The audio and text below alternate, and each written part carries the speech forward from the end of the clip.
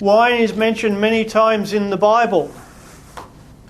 Jesus' first miracle was converting large amounts of water into wine at a wedding feast. Now that's a neat trick. Just when your parties run out of wine and the liquor stores have all closed. Yeah. Damn! Oh, 2012. Get us some raro wine. But the thing is, I wonder if you could order what particular wine. I want a Rioja. Come on, Jesus. Try it out. A little bit more oak. Touch of Mela. The species most used for winemaking, Vitis vinifera, was domesticated in Western Asia, in the Caucasus Mountains. Soon spread into the developing civilizations of Mesopotamia. How many indigenous grape varieties are there in Europe? Any idea? Traminer. Traminer? None. They have been imported. All been imported. The French like to claim them all as theirs. The Italians like to claim them all as theirs. I mean, actually, you guys could have some indigenous varieties. I don't know. But the majority of the varieties grown in Europe, particularly Western Europe, Spain, France, Germany, have all been transported there one way or the other, either being the Romans, the Greeks, Mostly the Romans. the Gauls. Asterix the Gaul took a few there. Asterix and Obelix. Asterix and was Obelix. carrying grapes in his bag. Ancient Greece and the Roman Empire helped to spread the techniques throughout the Mediterranean. Each society had its own god of wine. Dionysus was the Greek god of wine. Well, actually, he was the god of wine, ecstasy and insanity. So he was in charge of ecstasy and insanity as well. That's quite a portfolio, isn't it? He doesn't look like a happy man for being in charge of those three things. On the insanity day. Yeah. Bacchus, the Roman, who celebrated with orgiastic festivals called Bacchanalia.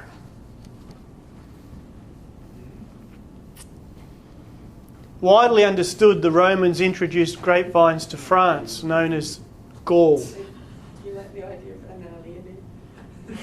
analogy? In 1152, Eleanor of Aquitaine in Bordeaux married Henry Plantagenet, who became King Henry II, the King of England.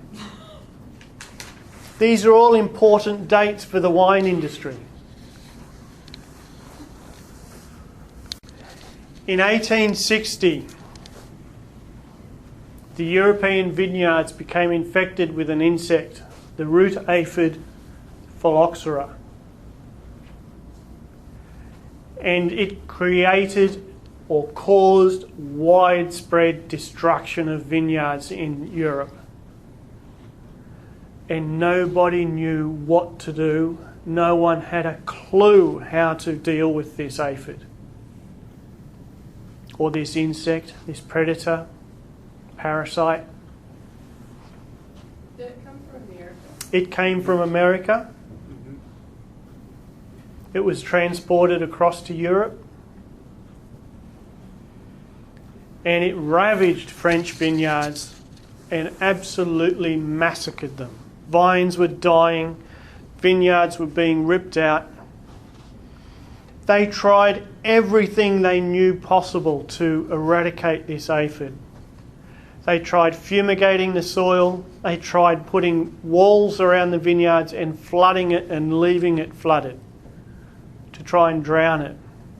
They used methyl bromide to try and fumigate the soil and kill it, but nothing worked. Still, phylloxera persisted.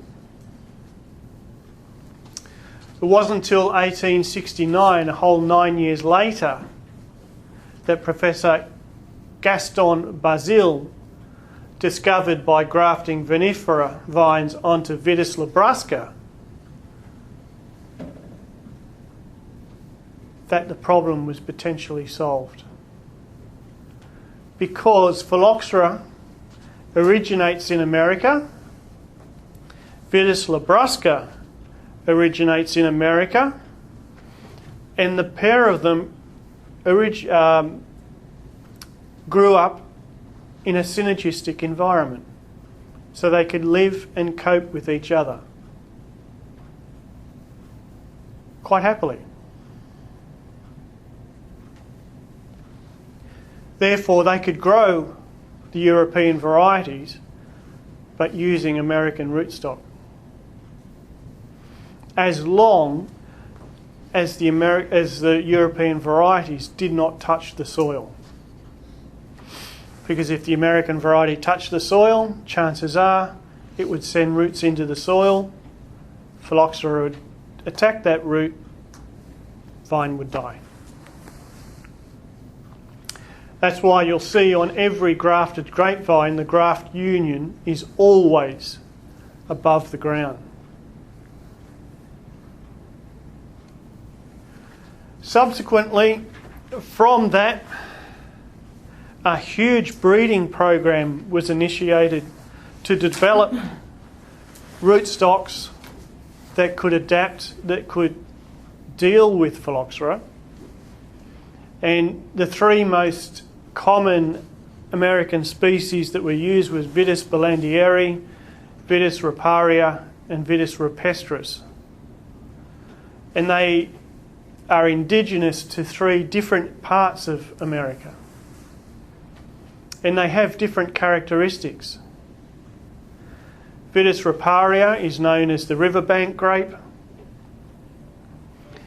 It is very shallow rooting, doesn't have deep plunging roots, as opposed to Blandieri and rupestris, which come from the central Midwest in the desert areas, which have deep plunging root systems. And a lot of plant breeders have actually crossed the varieties over the years to come up with all different kinds of rootstocks. And you'll see numbers like 10114, 3309, 3306, SO4.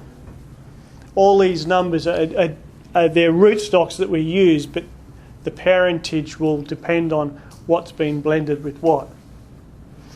Are those subspecies of Vitis labrusca or completely different species? Different. Completely different species. Yep. Different species. And there's others apart from that as well. But those are There's Vitis champini, which is a rootstock we use a lot of in Australia, and it's commonly known as rupestris. Rupestris, Ramsay. Its common trade name is Ramsay. And Vitis rupestris is, Vitis champini is very vigorous. So champini would be a rootstock we really probably would never use here in New Zealand because it imparts too much vigour. Champini.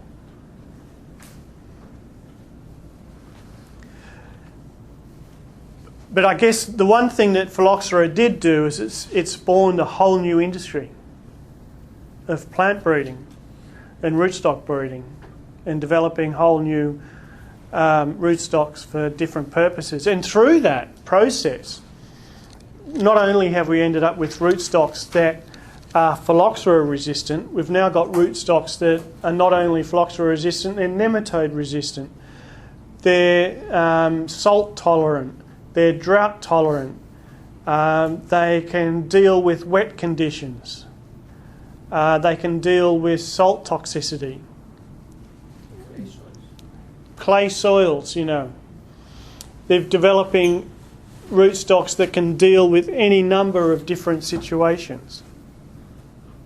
So this is where an historical event, as devastating as it was at that period of time, has proven to be beneficial in the long term. Historically devastating, but in the long term, hey, it's worked out okay. But then phylloxera moved. Not only did it end up in Europe, it travelled down to the land down under and got to Australia and landed in a place called Botany Bay, where it ended up in a suburb of Sydney called Camden. And Camden was on the outskirts of Sydney way back when, and they had vineyards out in Camden. And Camden, all the vineyards started dying. They couldn't work out why. And they discovered that they were full of phylloxera. By which time, vineyards had moved further north to a place called Hunter Valley. the Hunter Valley. And vineyards were being rapidly planted around that time. And this is the early 1800s. And amazingly enough, phylloxera never appeared in the Hunter Valley. And to this day it never has. And there's no rhyme nor reason as to why it has never appeared in the Hunter Valley. Because the quarantine protocols between Camden and the Hunter Valley didn't exist initially. So why didn't it get there? What stopped it? And if it did get there, why didn't it take off? What's the distance between Camden and Hunter? 350 k's. If it can travel 4,000 kilometres over water. They got that they were tired. Stop in Sydney. But then it went south. Yeah, but it's easy. Temperature? No? Wouldn't have thought so. It's pretty hot in America, isn't it? In the central Midwest. This is strange. Yeah. Yeah? Who knows? But the Hunter Valley's got all different soil types. It's got sandy loams. It's got a lot of heavy red clay, which, you know, I understand why it wouldn't like that. Nothing likes that. But, you know, sandy loam, there's plenty of vineyards on the sandy loams in the Hunter. No phylloxera. Phylloxera loves sandy loam because it can move really freely. Victoria's riddled with phylloxera. South Australia, nothing. WA, nothing. Queensland, nothing. Did you look into why they didn't go up there? Yeah, they have. There's been extensive research as to why the Hunter Valley has never been infected with phylloxera. And the research has shown no results. What about So are they on rootstock or No. no? So if one day Don't you even think about it. What about Tassie? No? Hmm? Tasmania. Tassie does not have phylloxera. Yeah. Yeah. Nothing's been found. Super villain of wine. Yeah, there's a lot of those. We do use rootstocks in the Hunter Valley, but we use them for different reasons. Nematodes, pH. Nematodes are so cool. I looked it up after we found them in the lab, and it said that if you were to remove all the mountains and the trees and the buildings and everything, you'd still be able to see where everything was because they outline literally everything that exists. Hmm. It'd just be a little shade of nematode mountains and nematode buildings.